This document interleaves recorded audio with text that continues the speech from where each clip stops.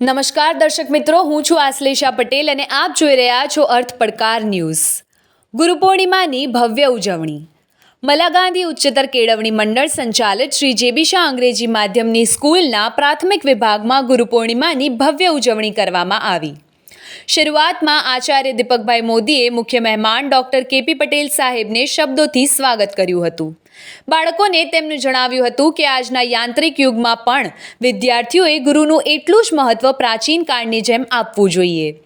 પોતાના જીવનમાં માતા, પૃથ્વી, પિતા, શિક્ષક તેમજ આધ્યાત્મિક જીવનમાં જે પ્રકાશ ફેલાવે એ આપણા સાચા ગુરુ છે.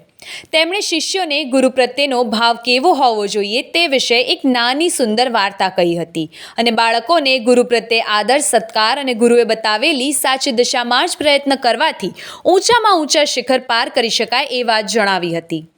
કોઈ પણ ગુરુ પોતાના શિષ્યનું કદી પણ ખરાબ ઈચ્છતો નથી, પરંતુ વાલીઓએ પણ પોતાના બાળકોને શિક્ષકો જે કંઈ માર્ગદર્શન આપે અથવા વિદ્યાર્થીની ભૂલ હોય તો તેને ટોકે તે માટે વાલીઓ અથવા વિદ્યાર્થીઓએ નકારાત્મક વલણ ન રાખવું જોઈએ એવું જણાવ્યું હતું. મુખ્ય મહેમાન ડૉક્ટર કે.પી. પટેલ સાહેબે વિદ્યાર્થીઓને ગુરુનું મહત્વ સમજાવતા જણાવ્યું હતું કે ગુરુ હંમેશા બાળકોને અંધકારમાંથી પ્રકાશ તરફ લઈ જવાનો પ્રયત્ન કરે છે.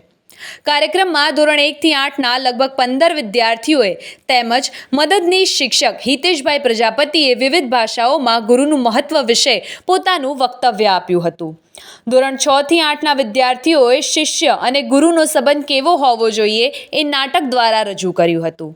કાર્યક્રમનું સંચાલન મદદનીશ શિક્ષક ભૂમિકાબેન ભાવસારે કર્યું હતું. અંતે આભાર વિધિ મદદનીશ શિક્ષક ઝાકીર ખાને કરી હતી. આચાર્યએ તમામ સ્ટાફ મિત્રોને કાર્યક્રમના સહભાગી થવા હૃદયપૂર્વક આભાર માન્યો હતો.